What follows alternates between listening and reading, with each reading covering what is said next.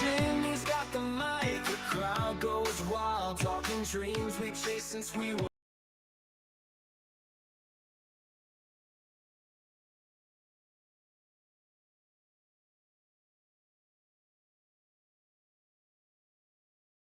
For the plane, mindset of steel, we never look back.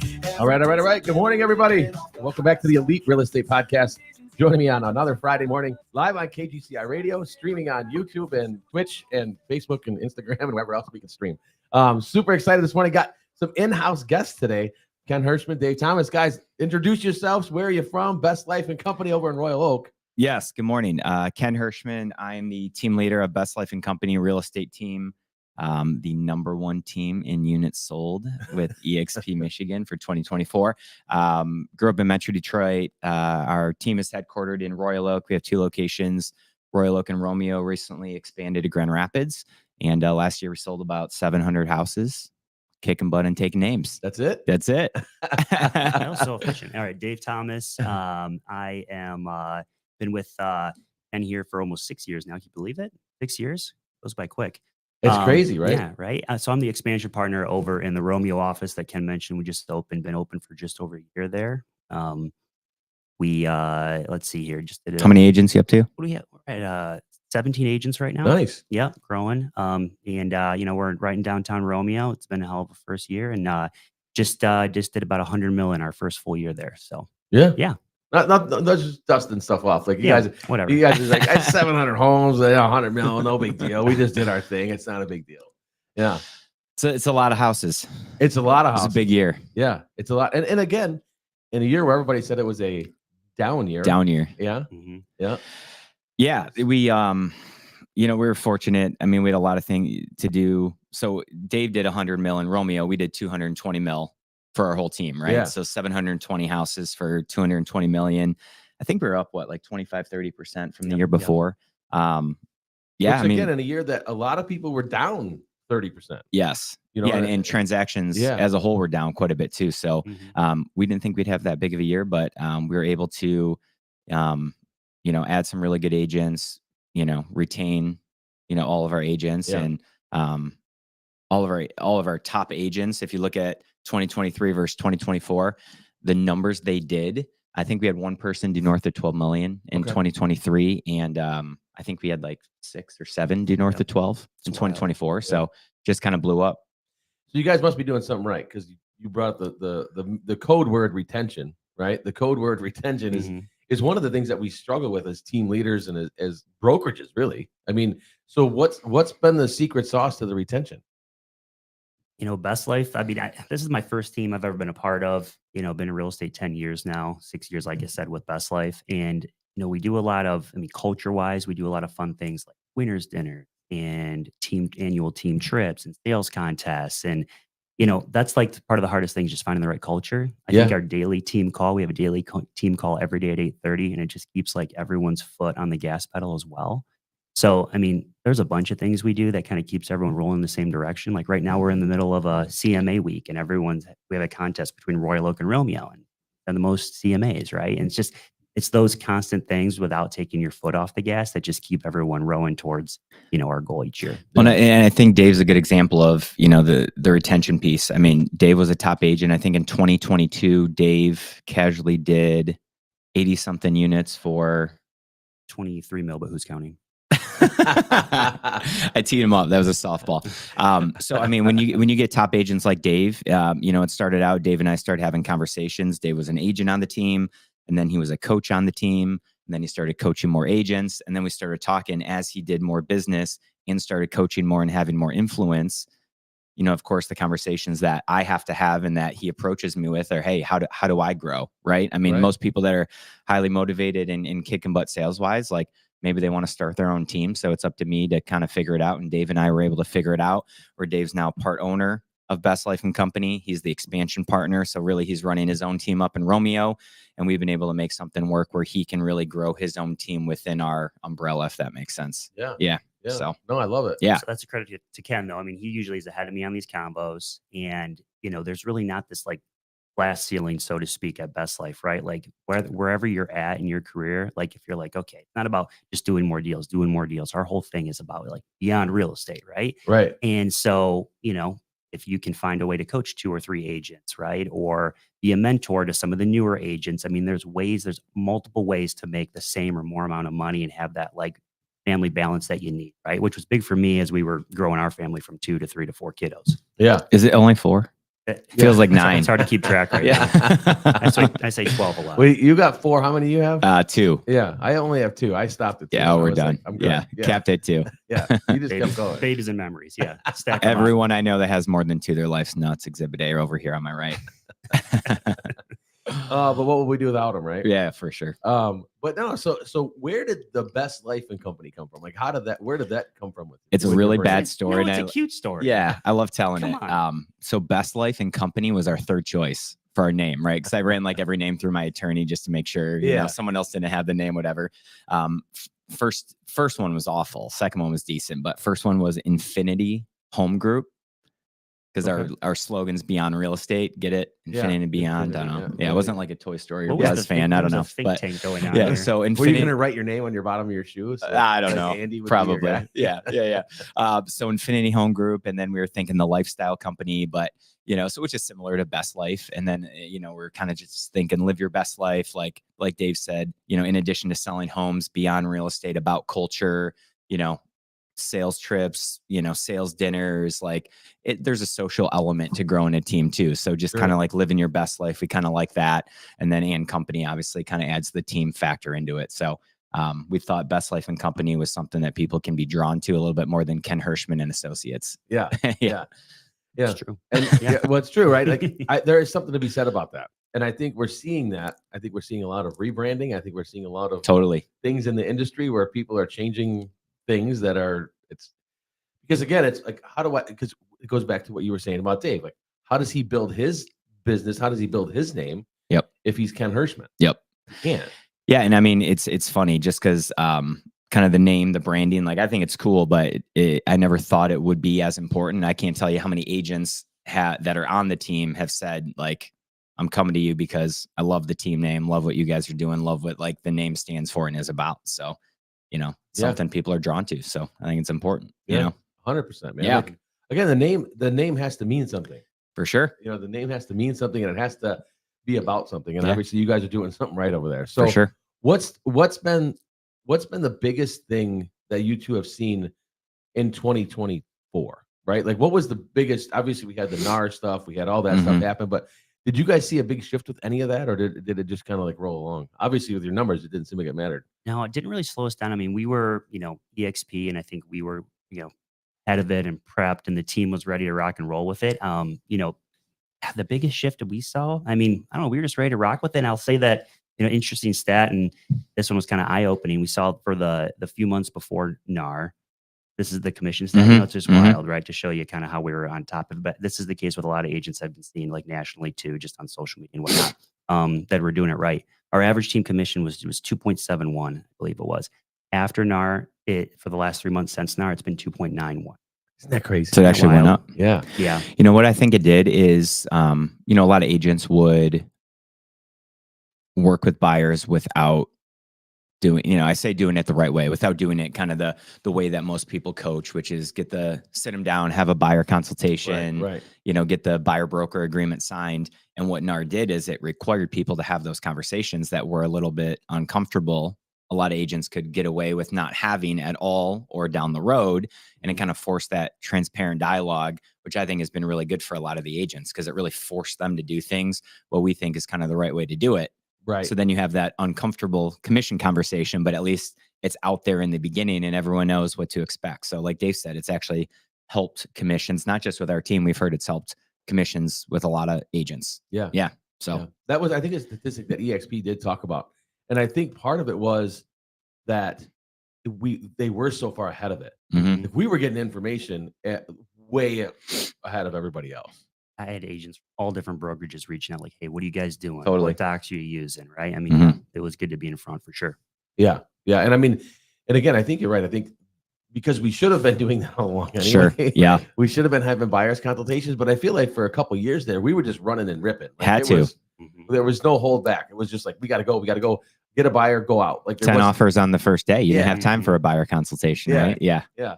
And I was actually coaching agents for a while, just to go to the house and have the buyer's consultation at the first house Sure. showing. Yep. Like, just get it out of the way. Just get it out. But, Yep. Get there and get out of the way. Yeah. Well, and I think too, you know, I actually expected a little bit more, not pushback, but you know, I feel like buyers are inquisitive and they do ask questions, but I mean, really there isn't a whole lot of change. People say what changed? I mean, commission was always negotiable before and it's negotiable now, right? And on the listing side, especially with what EXP is doing, kind of leading from the front, you know, it's been pretty easy with the sellers too. You know, commission's always negotiable with the buyer broker. Yep. You know, was before, is now. The nice thing is you don't have to agree to it until you sign on the PA. We don't have to set it on the MLS anymore, but it's really all about that net offer. So you just coach the sellers through it. They're going to pay it anyway, and they have paid it with us, and it's been good. Yeah. Yeah. Yeah. I haven't. Have you guys noticed anybody? Have you had anybody putting up a stink about it, or? I mean, dozens and dozens of deals since this happened, and I've only had one seller give me a hard time on the buy side, and it ended up being a moot point. Just got concessions, but literally that's it. One. I mean, even with our team call, I mean, you rarely hear something come up where someone's really going through a hairy situation. So hardly anything. Yeah. Yeah. Yeah. Us too. The only time I've had when it first all came out, you know, you go on a listing appointment, like, I don't have to pay the buyer anymore. I'm like, well, you honestly never really did. It's probably not in your best interest to unemploy all 15,000 buyers agents in Metro Detroit, whatever it is, right? Yeah. My example always was like, if your house is for sale and your neighbor's house is for sale, and your neighbor's going to pay and you're not, who do you think's house is going to sell faster? Yeah, for sure. You know, I'm going to use that one. That was an easy squash. It was easy. Like, and then I said, what we can do is we can lower the price of your house by 3%. Yeah, exactly.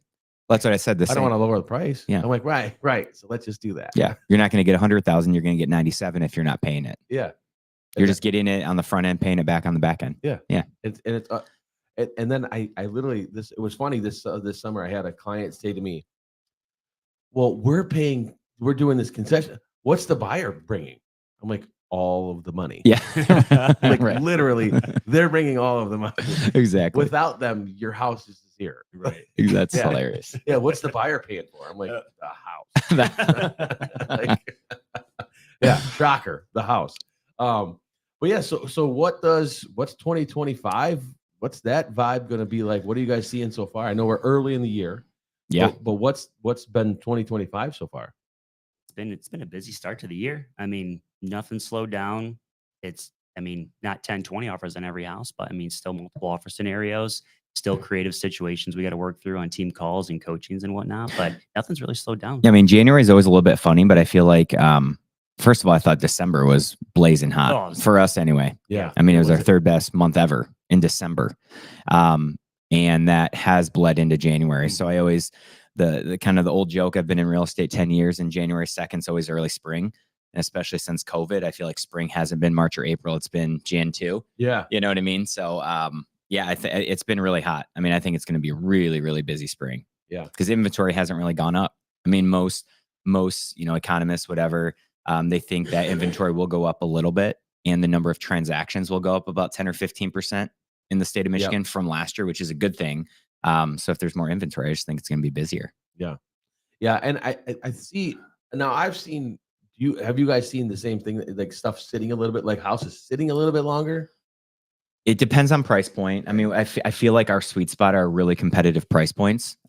But there has been some agents that have noticed a little bit more room. And who knows if that's just because, Q4 heading into January and if that's going to change, but not too much, to be honest. I feel like it's relatively competitive right now. Yep.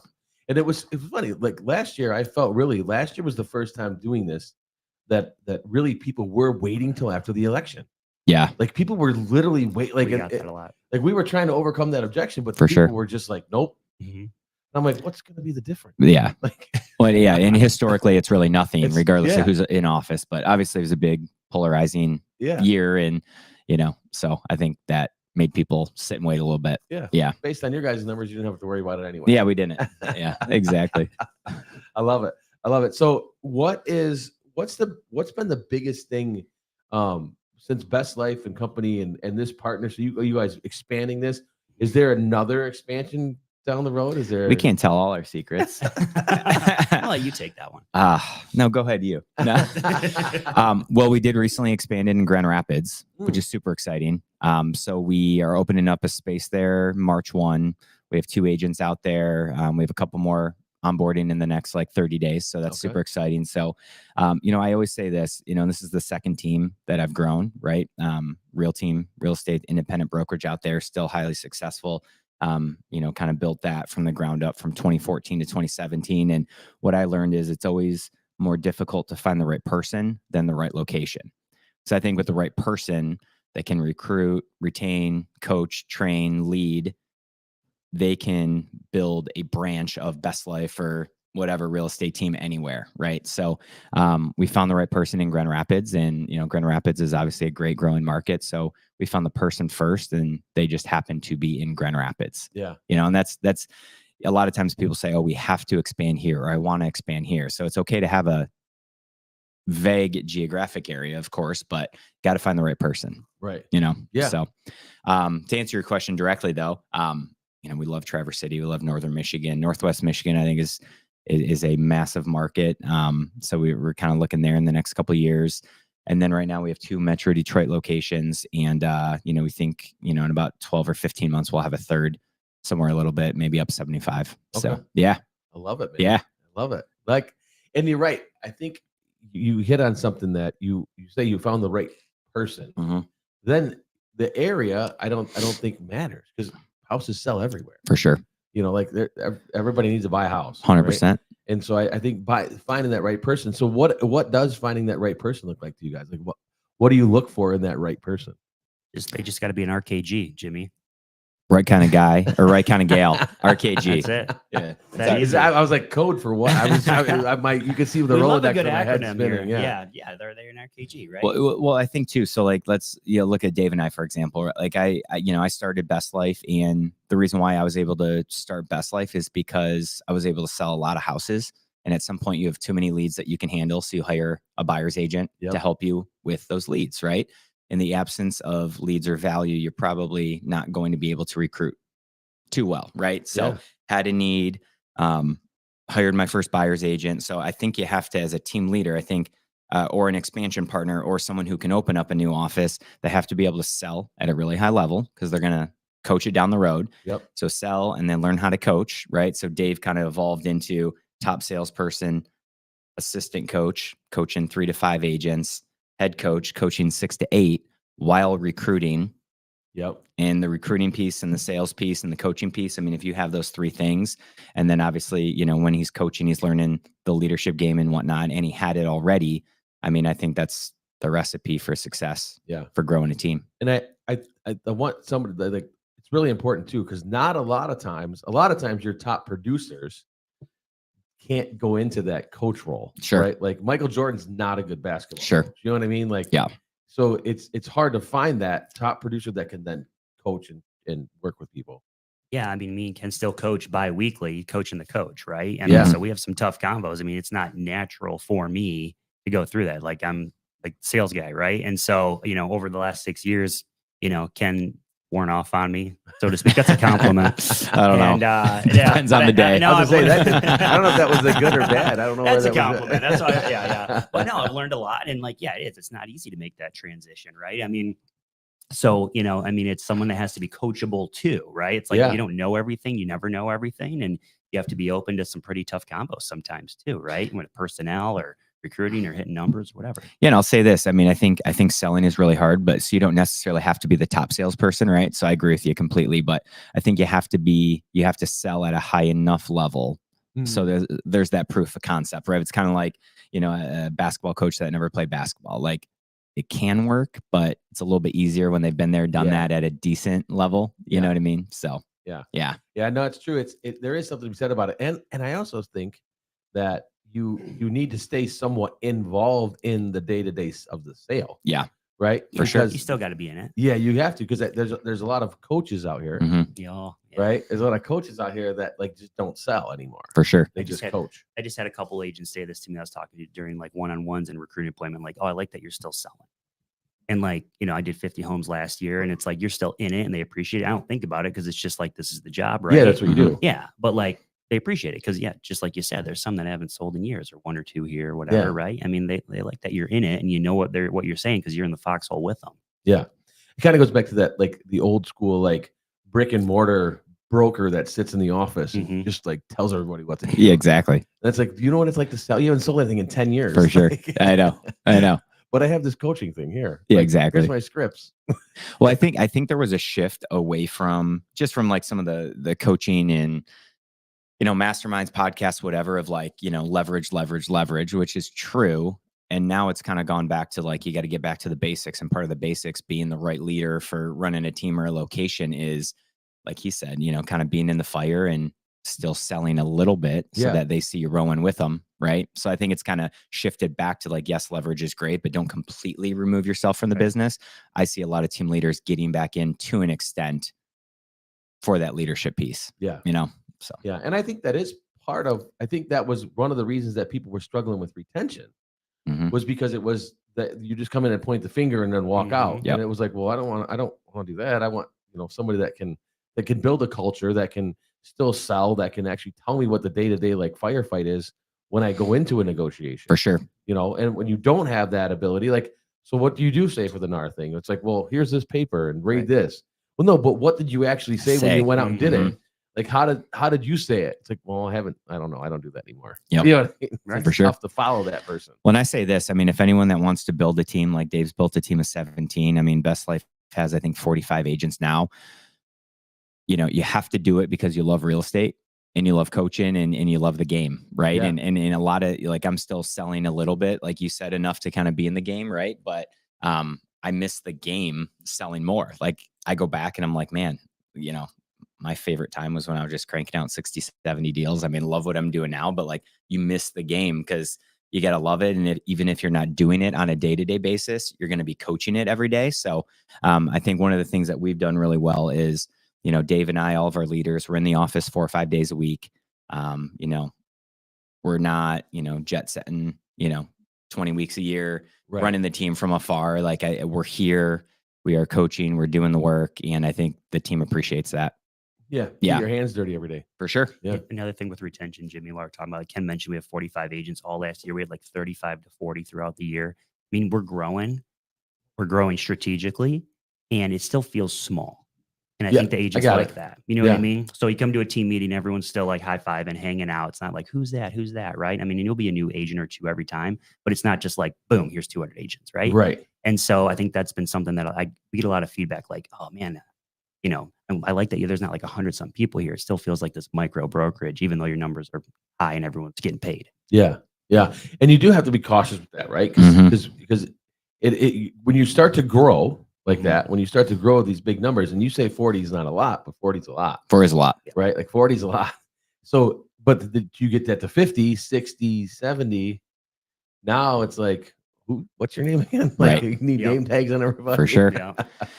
Yeah. And I mean, that's one of the challenges. I mean, that's one of the challenges that we face going from 1 location to 2. And we're going to face it going from 2 to 3. But one of the things that I think is really important to us is, right now we have about, 15 or 20 agents per location. So I think 29 days a month, 30 days a month, it feels like Romeo has their own little team and Royal Oak has their 15-person team. And then once a month we come together, we're like, oh, cool. Like, it's kind of bigger, a little bit bigger than what we think it is. Right. Yeah. Yeah. And it's cool that you guys have like competition with each other. Yep. So you start to have that friendly competition that, what's Romeo doing? What's Royal Oak doing? Now you're going to have it with what's Grand Rapids doing, right? You're going to start to see there's going to be a 3-headed thing of like, For who's sure. doing what. And like, I know we're all competitors, right? Like we all need a scoreboard, and it's like, who's up on the scoreboard up there? Exactly. Yeah. Oh, I mean, there's we're in the thick of a big contest right now. And who's up? Romeo or Royal Oak? Last night Romeo was slightly. Yeah. Uh-oh. So. Yeah. We're not going to say what the loser has to do for the winning team, but we'll keep it off air. It's not podcast appropriate. Totally joking. Totally joking. It's not Best Life either, right? Right. It's not Best Life either.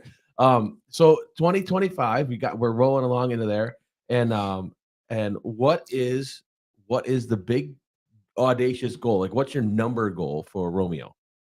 Romeo, we're shooting for 130 mil. That's Okay. our goal. And, obviously there's some agent growth goals and stuff, but we did, like I said, just at 100, just under 100 mil last year in our first full year.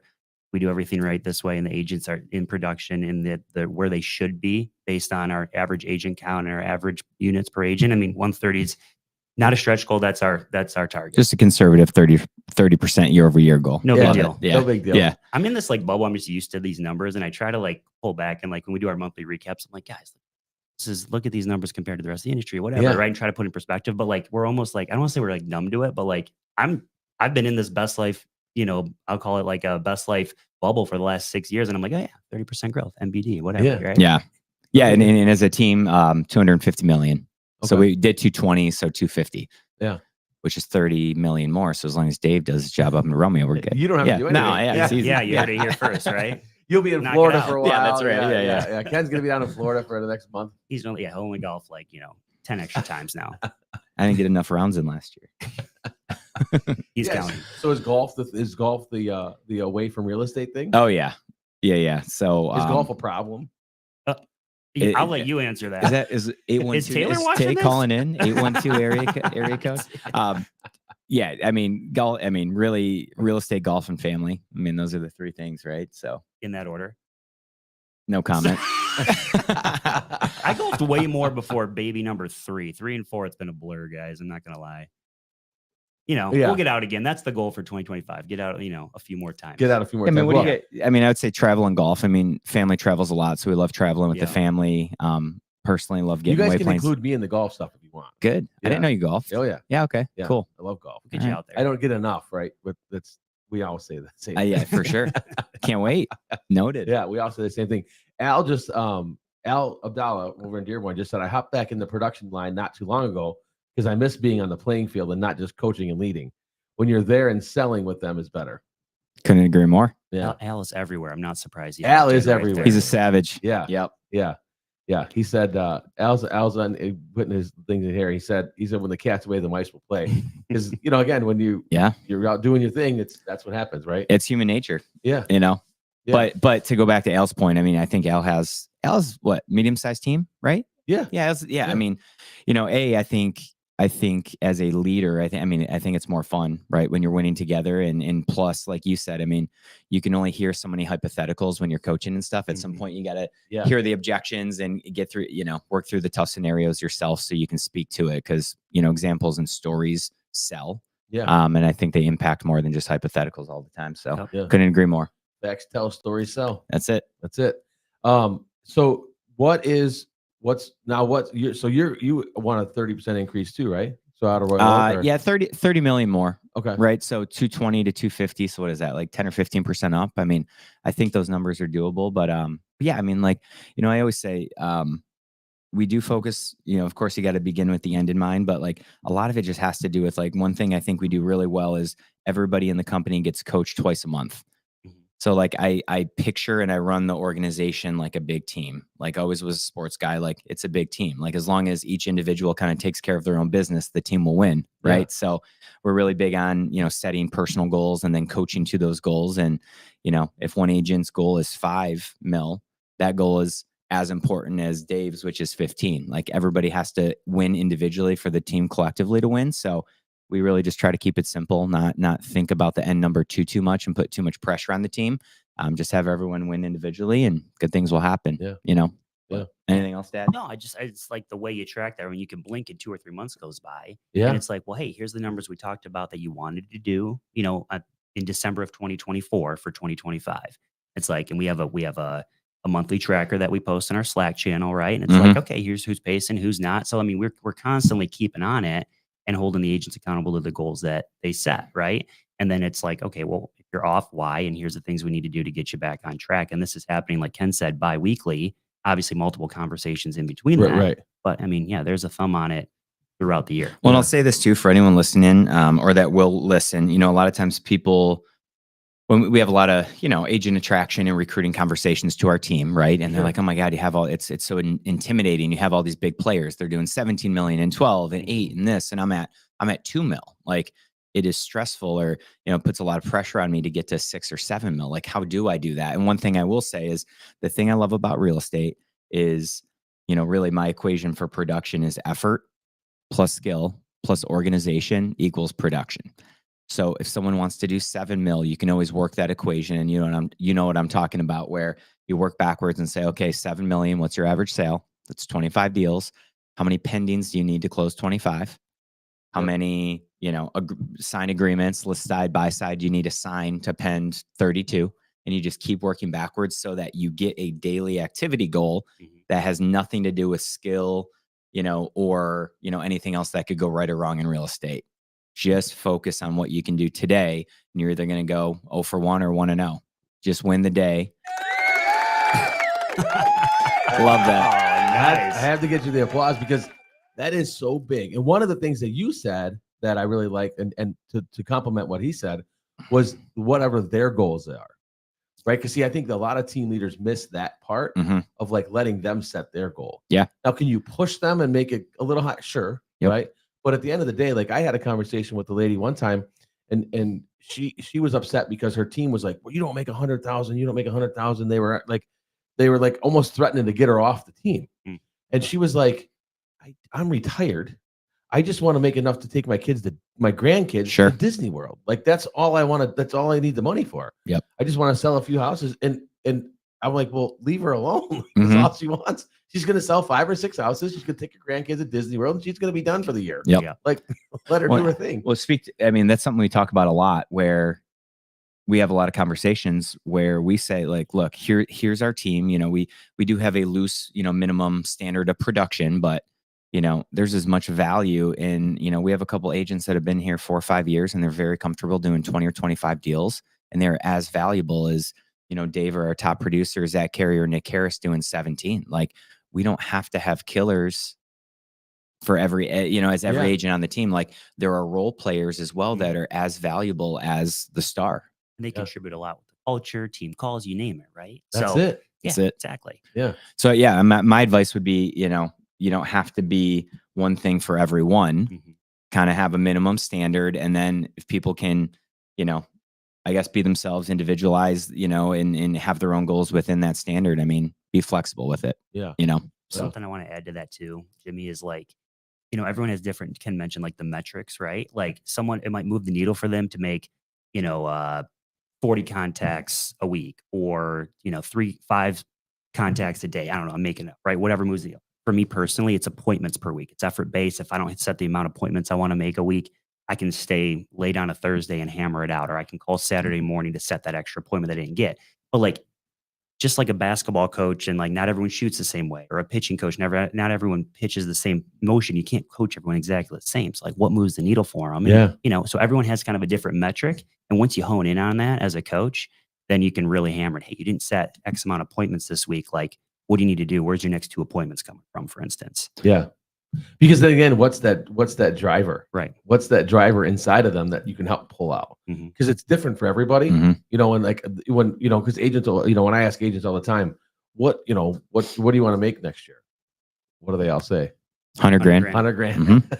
Everybody, 100 grand. Well, something I learned too, one of my coaches told me this, and this was a mistake that I made, and I continuously have to remind myself, like, just because you think financial is number one for like everybody, it's always in everyone's top 3 or 5, but rarely is financial number one. Right. So don't, just because it's number one to you, or you think it's number one for everybody else, like, yeah, everyone has to pay their bills and live the life they want, but usually it's somewhere between 3 and 5 for most. Yeah. And by you trying to, have them fit in this box, like you had said, assume everyone wants to make 100 grand. It's just wrong. Yeah. So and then these high D personalities are like, you're gonna make more money, right? Then it's like, why don't I just want to take my grandkids to Disney World? 100%. Like, I don't want to make $1 million. I want to take my kids to Disney World. I don't for sure need to do all the other stuff. So you guys are hitting on some very good stuff about like. So now I see why you're retaining people. Now you're retaining people because you're not fitting them to your team. You are fitting them to your team, but you're not making your team fit them in a sense, right? For sure. Like you're not forcing something on them that they're uncomfortable with. And I think that's a testament to your leadership and to what you guys are doing and building, because again, it's not easy, because we all have the same mentality of like, just do more. Like, Yeah. why don't you just doing more? Yeah. Like- Well, I'll say this too. I think it's something we don't talk about, on our team enough, but we do have core values. And my coach was like, you know what? If you want to grow, the more rigid and the higher standards you have, it's harder to grow. Doesn't mean you lose sight of your standards, but pick 3 or 4 core values, hire around that, and then be flexible with everything else to let agents, be individuals and be themselves. So core values, live your best life. BEST is our acronym: beyond real estate, effort and energy, solution focused, and training and growth based. Like, you kind of get that right, and they're a decent human, and usually it works out. So my past team, we had a lot more standards, in office requirements and this and that. And I would say a lot of that is still strongly encouraged, but not mandated. Yeah. So stick to your core values, kind of keep those, keep it simple, and then be flexible with everything else as you grow. Yeah. We always say we're probably the most laid back team for the amount of production that we have and the amount of agents that we have, right? I mean, we're pretty laid back, to Ken's point, when it comes to that. Now it's funny because and you brought up something that Ken coaches you, right? And now you keep talking about a coach that you're having. Yep. And do you still get coached? I do. Okay. Yeah. I pay a couple grand a month to get my butt kicked. Yeah. It's funny how we do that, right? Yeah. I mean, like I said, we run it like a sports team, and head coach has to have a coach too. So it's something I've always, I like getting my butt kicked every now and then, and I've always responded better to coaching and hard coaching. So it's something that I've had for, I think, since I started. I mean, I've had a personal coach for the last 7-8 years. Yeah. Yep. I think people miss that so much. Like, Sure. they assume, right? The assumption is like, well, you're the team leader. You don't, like, no, I need just as much coaching as everybody else. It's different. Yep. Right. It sounds different. It's a different way of coaching, but I still need it. Absolutely. I still need to get my butt kicked every once in a while, For because sure.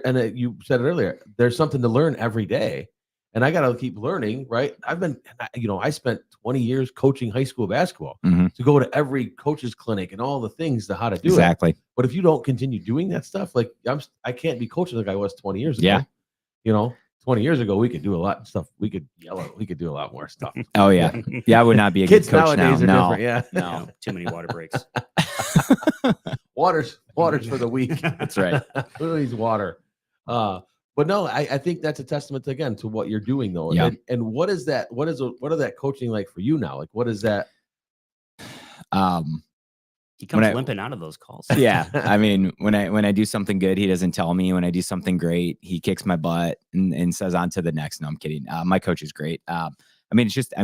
It's as accountable as I want it to be. And a lot of it is just really difficult questions to think critically about, like, what you're doing and why you're doing it. Right. Yeah. Like, so when you're the kind of team leader, like, obviously part of it is casting a vision, being the chief educator, doing all these different things, forward thinking and whatnot. So a lot of it's just really critical questions. And then something that, obviously our mantras beyond real estate, or our slogans beyond real estate. So a lot of it has to do with wealth building for me. And then how do you coach and teach the agents how to build wealth beyond real estate? So we bring in my CPA, we bring in my tax attorney, like, we're trying my will and trust attorney. We're trying to get our agents not only to win in real estate, but once you make the money you want to make, and once you're kind of situated there, what do you do with it? Do you invest in real estate? How do you set up your family the right way? How do you mitigate taxes and do that the right way? I mean, we try to be a little bit more holistic in that approach. I think that's a little bit of a differentiator for us.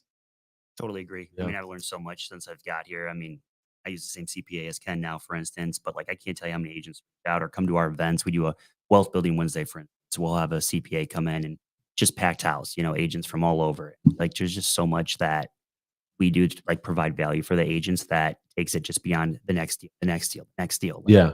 But real estate's the engine, but, like, and you're going to make money doing it. But, like, what are you going to do after that? Are you going to be on a hamster wheel forever? No, here's some things you can do Right. to, like, set yourself up. Yeah. But I mean, back to the coaching, right? I think just a lot of critical thinking, critical questions, and then a lot of butt kicking. Yeah. Yeah. There is a lot of that, right? Yeah. And it's funny how it's needed, right? Like, Yeah. it's needed. Like, man, I had a really good week, and then you go punch right in the face. Right. You're like, man, I thought I had a good week. Yeah. I mean, when things are going great, it's always worse than you think. When things are going like shit, it's always better than you think. I mean, that's how it goes, right? Yeah. Yep. And I think team leaders too, in a sense, I always say this about quarterbacks, right? Now we just realized the Lions just lost. Dave was a quarterback. No. Have I ever told you guys? I usually lead with that. Self-proclaimed, but no video proof. I was a quarterback in middle school. That counts in anything. 7th, 8th grade, I was a good quarterback. Then I played center when I got to high school. But that's how good of a quarterback I was. That's right. Yeah. But no, so I think that team leaders too, just like quarterbacks, we get too much of the blame and too much of the credit.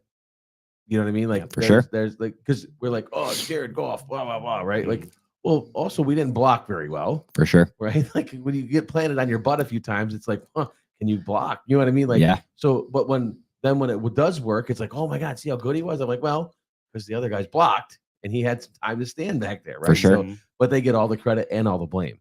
And For I feel sure. it's kind of the same way in leadership, right? Like it's like, oh man, I want to do this. It's like, well, I didn't do any of that. Like that's the team did that stuff. For sure. You know?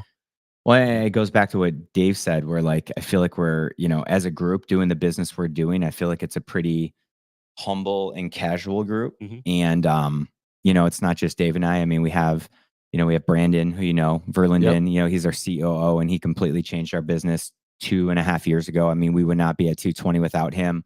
We have some agents that have been on the team that are now coaches with us for 6-7 years. So really the team is built with myself, Dave, and 10, 15 other key players that have been here. They coach, they impact, they influence. So I'd say it's a collective leadership group, and that's why we're winning. Yeah. Yeah. And you guys are winning at a high level, man. You guys are winning at a high level. It's a good year. You're like the quiet assassins over there. I know. Like, I know.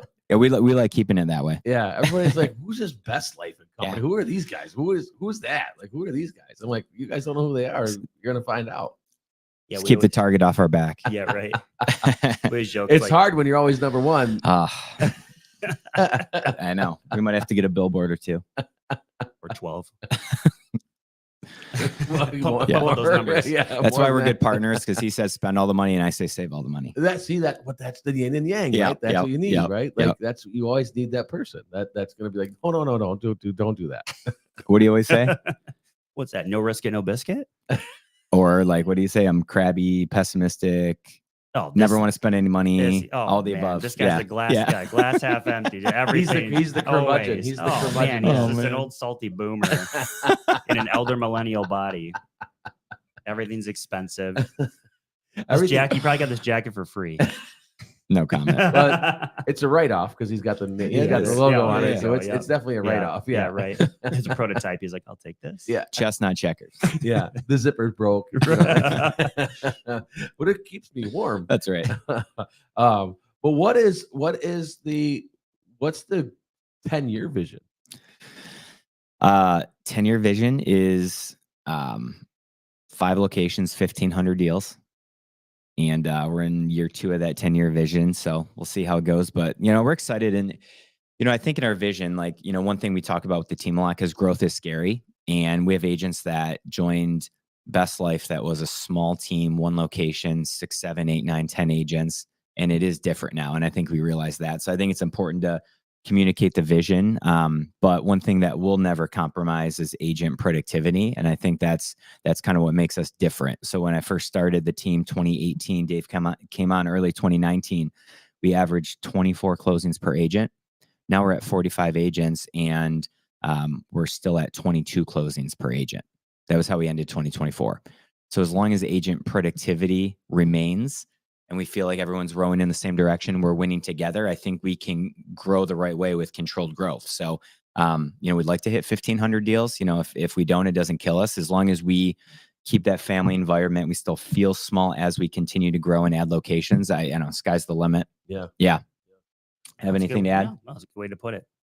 Are you staying on the 10-year vision, or are you going off on your own? Yeah. Let's just throw it out there. Let's do this. I feel like we needed to have that convo. I know. Thanks for bringing it up. I like that. Ken, Appreciate it. What do you charge for this? This is what mediation. This is what we do, right? Yeah. We asked. I clearly asked you guys before we went on here, is there anything off the table? And you guys are like, no, we're an open book. Open book. Well, it's funny you say that, because I think, Dave and I have conversations like this all the time. And, with Dave, like I said, everyone has different goals: business, personal, professional, family life, financial goals, investment goals, whatever that may be. We talk about that often. And a lot of the conversation is in Dave's role. And as he continues to grow, now he's an owner in Best Life, the entire team. He's the expansion partner for Romeo. And there's some different things that we're partners on where, as long as we can get him, to that number and that work-life balance and whatever he wants to achieve, it's my job to keep him here, and hopefully he wants to stay. I mean, that's the game as a team leader. Yeah. You have to make people stay and make them think that the grass isn't greener somewhere else. And, I always say this, and I think John Cheplack, I do not coach with him, but big fan of his. I mean, he just said there's never enough money to get into a relationship or to leave a relationship, right? So it's got to be more than that. So obviously that is always in someone's top 5, but culture, community, family, staying small, some of the things we're doing outside of the real estate piece. I mean, that's what keeps people and what we're trying to build. Yeah. I don't think there's a lot of teams out there that offer, and we touched on it earlier, like the growth opportunities that Best Life does. Like, how many times does a producer kind of get a fork in the road? It's like, all right, do I do this on my own, start from scratch? Do I start a mini team?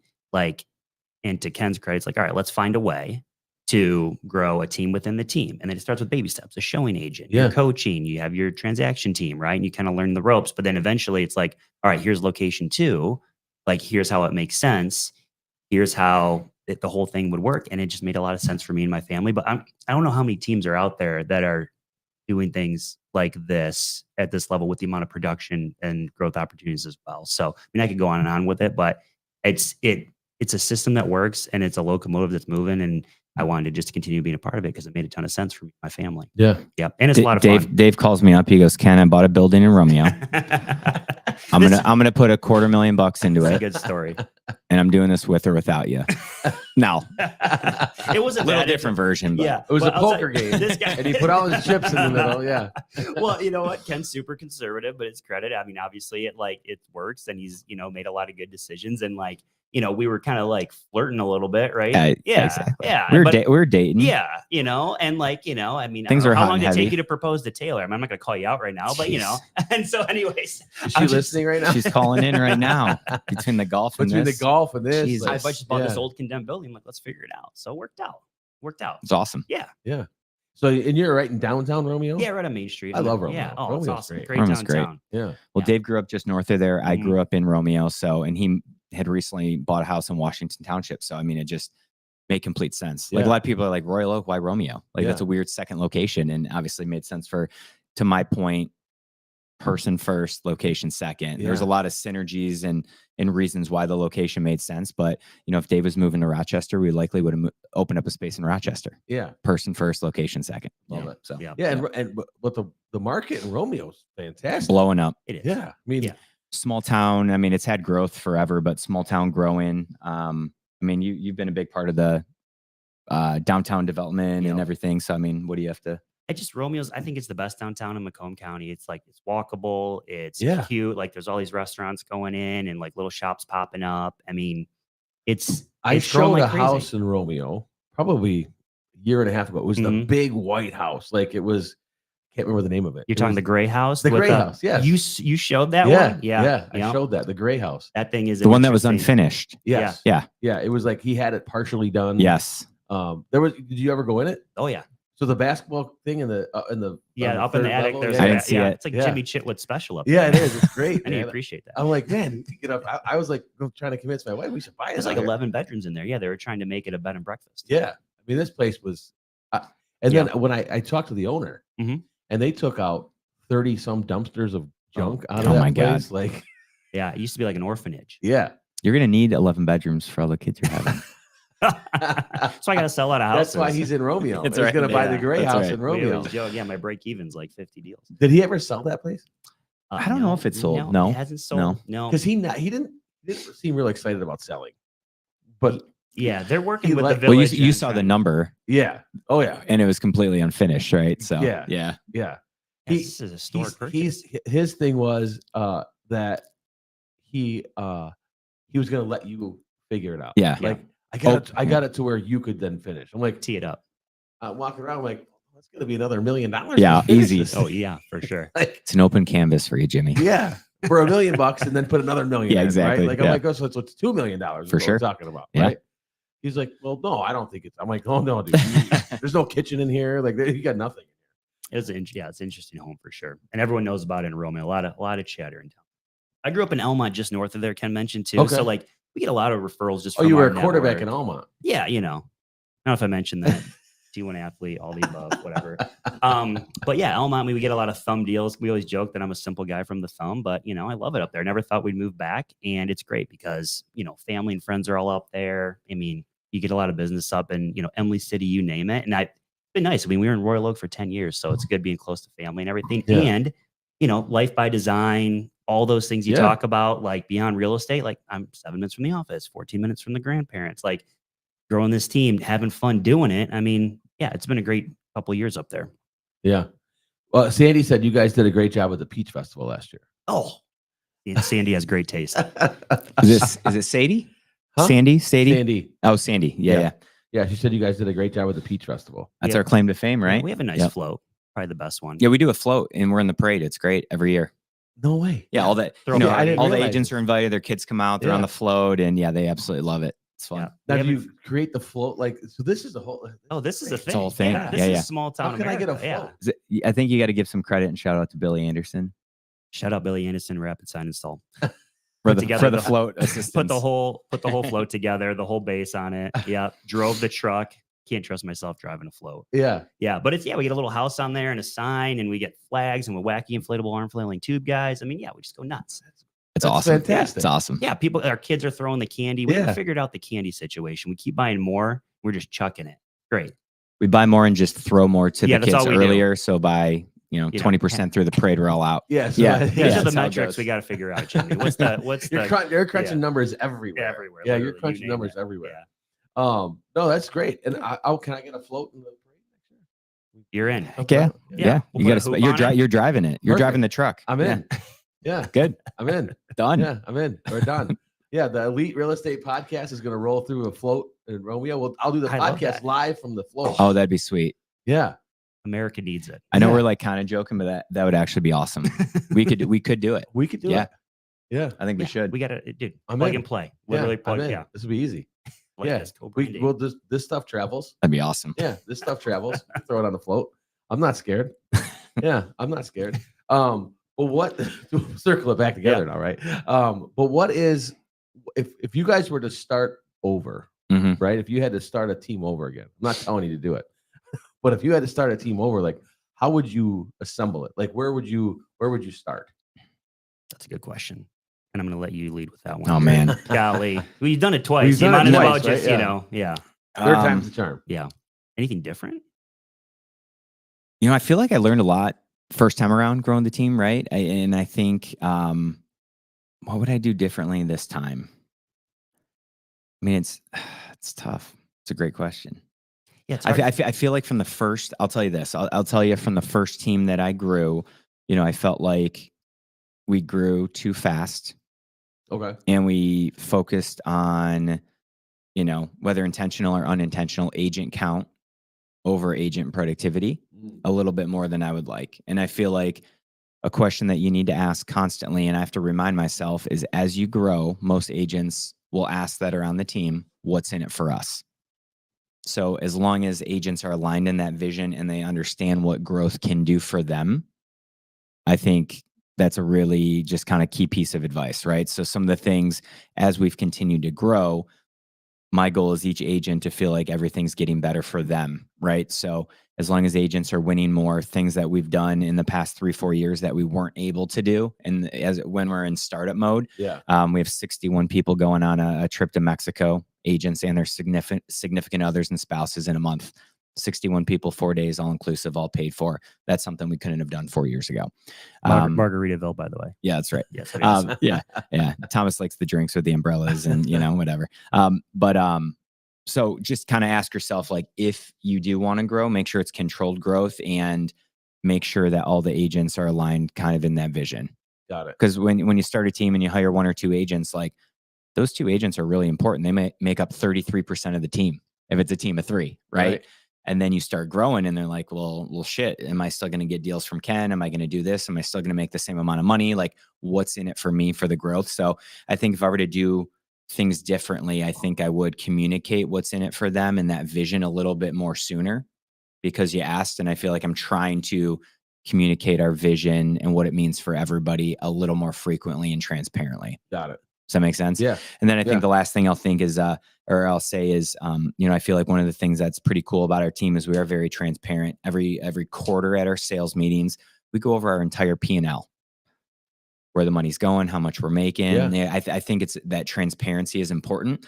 And I think early on, it wasn't that I was private about it, but I just didn't think people cared. And then, we started doing quarterly kind of P&L, reports and conversations at our sales meetings. And it was crazy the feedback I got. Like, I love that. It's great to see that we're at a company that is making money. It's great to see exactly where you're putting that extra profit. It's great to see if we do crush, what that's going to do for us and how you're going to invest back in the company. And then honestly, it's a way for me, leadership group, it's kind of that social accountability to the team, that if we say, here's what we're doing with the money and here's our plan for the next quarter, it holds us accountable to actually execute on some of that. So I think I was a little more private with all that in the beginning. And I think if I were to do it all over again, I think you just be very transparent with it all. And I think agents appreciate that openness from a leadership standpoint. And I feel too, it also is, it's big because the assumption of how much money you're actually 100%. making. Yep. It's like, well, no, there's a lot going out. 100%. Like, there's a lot that comes in and there's a lot that goes out. Yeah. I mean, agents are surprised to hear, some months when it's a slower month, company could lose 10 or 20 grand, right? Yeah. Yeah. Easy. Yeah. And that's all part of it. But again, there's also months where we make a lot of money too. But I think just, again, like to your point, that transparency is eye-opening and good for all. Yeah. Yep. We do a lot of cool stuff on our team. Is there anything changed? Like, I mean, are these winners dinners getting too expensive? So he was did it a few times. It's a quarterly sales dinner. So any agent who closes 5 units or 1.2 million in volume in a month qualifies for a quarterly sales dinner. Got it. So usually we got 20 or 25 people with their spouses and stuff. We'll go out and, it's a $5,000 to $7,000 dinner. So yes, they are getting too expensive. I don't know if you want to scale it back. Is it too easy to get into? Maybe you got to raise the bar on. Oh no, just start coming over to Aspen. Oh, we love Aspen. We're 2 minutes away from Golden Corral. Yeah. And they can get a variety of food. I agree. Yeah. So now for you, from an agent perspective, what should an agent look for in a team or a brokerage? Good question. So it just depends on what's important to them, right? Like, are they going to get the support, the hands-on support, the accountability, excuse me, and are they going to get the leads, right? Like, is this a place that, you align with culturally? Like, are you going to like the vibe here? Like, are the people like production focused, but still fun to work with? Cool. You might figure it out in the first meeting or two, or come to a team meeting, hang out with us, or be in our team calls. And then, if I'm a new agent or an agent looking to like scale my business, like, are the leads going to be there? And does my coach get it? And so, I have a lot of people that have like, I'll talk to, maybe joined a team or been solo for a few years. And it's like, I'm kind of stuck in this, hit this glass ceiling.